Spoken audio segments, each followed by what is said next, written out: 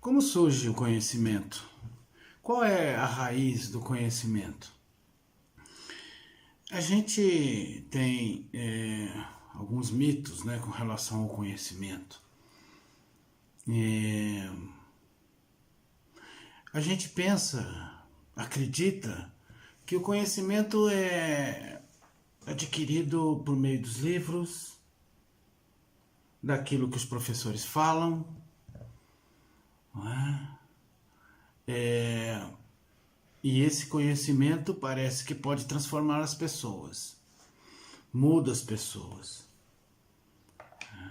Como eu disse no programa passado, as pessoas acreditam realmente que o conhecimento é algo que pode mudar a vida das pessoas. E há pessoas que dizem sempre para mim, né, que adoram conhecer. Muitas e muitas vezes eu, em final de seminários, de cursos e até de aulas, recebi cumprimentos de pessoas que disseram: muito obrigado por você compartilhar o seu conhecimento, né? É sempre bom conhecer mais, ter novos horizontes. Então parece que o conhecimento fica meio que guardado numa caixa e de repente alguém vai lá, abre essa caixa, diz algumas palavras, ou então apresenta alguma coisa nova, e aí o sujeito sentado numa cadeira, numa poltrona, numa carteira de escola, uma carteira escolar, então ele adquire esse conhecimento e a partir daí então ele passa a ver as coisas por outro lado, né? Por outros ângulos. Onde está a raiz do conhecimento, na verdade? Qual é a origem do conhecimento? Não é? Se é tão importante o conhecimento assim, por que a gente passa boa parte do tempo repetindo as mesmas coisas, fazendo as mesmas coisas? Se eu fizer um balanço do meu dia, do meu cotidiano, das coisas que eu faço, a maioria das coisas que eu faço, do momento que eu acordo até o momento que eu vou dormir, são coisas repetitivas, não é? Quase todas elas não mudam absolutamente nada na minha vida. Eu troco de roupa, eu aprendi a trocar de roupa, eu aprendi a escovar os dentes, eu aprendi a tomar banho, eu aprendi a abrir a geladeira, a ligar o fogão, a ligar o micro-ondas, a ligar a televisão. Eu aprendi a comer com garfo e faca. Eu aprendi a atravessar a rua, a ligar o computador, a ligar o carro, colocar a chave no lugar certo. Eu aprendi tudo isso. Isso parece conhecimento também. E esse tipo de conhecimento fica perdido. Não muda em absolutamente nada a minha vida. Eu faço essas coisas mecanicamente. Ligar botões, apertar botões, ligar aparelhos, máquinas. Todos os dias eu faço isso. Todos os dias eu faço as mesmas coisas. Ou quase as mesmas coisas. E se eu somar todas as coisas que eu faço, eu vou verificar, muito provavelmente, que mais de 95% de tudo que eu faço é repetitivo. E eu faço de uma maneira como se eu estivesse no piloto automático. Não é? Eu não reflito sobre essas coisas. E essas coisas foram conhecimentos adquiridos, aprendizagens. Alguém me ensinou. Por outro lado, eu vi as coisas, eu vi as pessoas, eu imitei. E isso realmente não traz nenhuma mudança substancial, nenhuma transformação na minha consciência, na visão de mundo. Então eu passo boa parte do tempo fazendo coisas que eu já aprendi, que não me influenciam em aprofundar a mim mesmo, aprofundar a visão que eu tenho do mundo, e nem muda a vida das outras pessoas, né? A não ser que eu cometa alguma gafe, algum erro, isso pode prejudicar, talvez, o meu vizinho, as pessoas que estão comigo dentro da minha casa, ou seja lá o que for. Mas, mesmo assim, tudo isso parece ser conhecimento. Conhecimento que fica sedimentado, conhecimento que fica consolidado e que parece que não muda mais nada. Então, onde está o conhecimento? Onde está a raiz do conhecimento? Por outro lado, a gente acha que determinados conhecimentos, a gente pode adquiri-los como uma luz ou alguma coisa assim, e isso vai permanecer com a gente para sempre, né? Do tipo consciência. De fato, sim. Não é?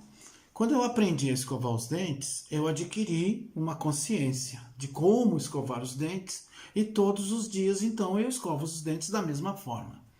Então, ao mesmo tempo que existe o piloto automático em mim, existe essa coisa que está presente na minha consciência, na minha mente, na minha memória. Então, eu pratico isso sempre do mesmo jeito. Não é? Com mais intensidade ou com menos intensidade. Então, o conhecimento que a gente adquire, que a gente tem, ele, a partir de um determinado momento da nossa vida, se torna perene. Outro aspecto interessante do conhecimento é a descoberta, né? Uma coisa que chama muita atenção no conhecimento, né? Nem tanto é a capacidade que nós temos de conhecer isto ou aquilo, mas a descoberta, a experiência da descoberta, não é? Descobrimos algo que nós não sabíamos. Isso, por algum tempo, muda a visão que a gente tem do mundo, né? Porque tudo, de alguma maneira, parece que precisa se ajeitar dentro daquela nova descoberta. Mas parece que depois as coisas voltam mais ou menos ao normal, não é? Então, quando a gente fala em raiz do conhecimento, a gente só pode falar de uma coisa: experiência. O que significa a experiência? A empiria, em grego. É a nossa relação constante com as coisas, com o mundo, com as pessoas, com tudo que nos envolve, né? Agora, por exemplo, há uma experiência entre nós. Há uma experiência minha com o ambiente. Vocês podem ver que eu estou no meu escritório, não é? E por outro lado, há uma experiência de quem vai assistir a esse programa, a esse vídeo sobre conhecimento, né? A experiência é o lugar do conhecimento. Significa dizer que a experiência é um fato. E eu preciso estar presente na experiência. Então, o conhecimento é uma consequência da experiência. Em outras palavras, o conhecimento é a interpretação da nossa experiência.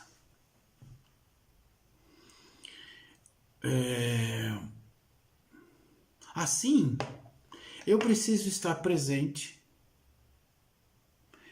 e a experiência é o fato. A partir disso, então, com tudo aquilo que eu já trago, ou não, dependendo, né, da minha trajetória, das experiências passadas que eu tive, do acúmulo, tudo isso está na minha memória. Mas surge uma nova experiência que exige de mim uma nova resposta. Então, é a partir daí, e com a interpretação que eu dou a essa experiência, que surge de fato o conhecimento.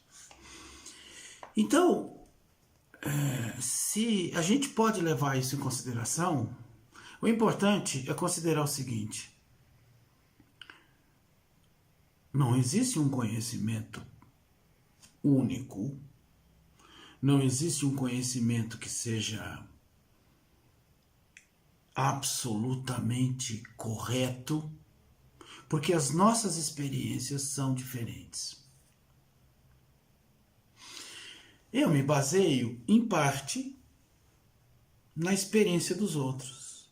Eu me baseio na resposta que os outros deram a determinadas experiências. Então, quando ocorre uma experiência, seja ela qual for, né?